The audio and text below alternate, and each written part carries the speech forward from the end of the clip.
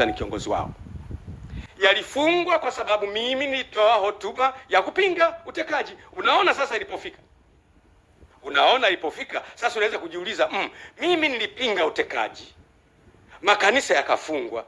Ina maana aliyefunga makanisa na utekaji wana uhusiano?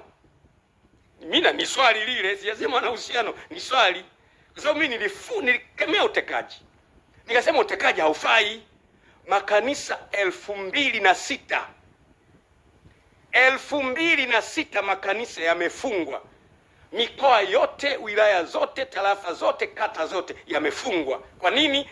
Nilikemea utekaji.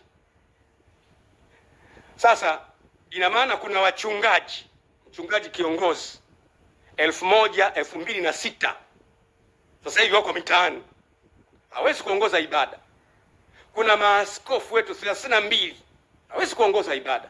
Kuna waumini 3 na laki kadhaa hawezi kwenda kwenye ibada. Wanawaza nini hawa watu? Tumeamua sasa, basi wamefunga, tutumie njia ya kutafuta haki kwenye vyombo vya haki. Hatujapata mpaka leo. Mpaka nikiwa naongea leo, hakuna muumini wa makanisa yetu, kanisa halijafunguliwa mpaka leo. Kwa nini? Umekemea utekaji. Narudia tena, funga milele, utekaji haukubaliki. Narudia tena, funga kanisa mpaka Yesu arudi, utekaji haukubaliki. Hatutakubali mtu atekwe, awe Muislamu awe Mkristo. Kule Zanzibar wanaendelea vizuri. Zanzibar kule si wamefanyaje? Wenyewe wako kwenye uchaguzi, wanaendelea vizuri. Wapinzani wanaendelea, na wengine wanaendelea. Huku kumekuwa na shida. Kwa hiyo mimi kabisa nasema waziwazi kwamba makanisa hayajafunguliwa mpaka leo.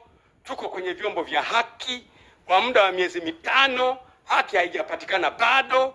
Waumini wako wanazagaa 3 wako mtaani, wananiuliza tufanyeje? Unategemea nini?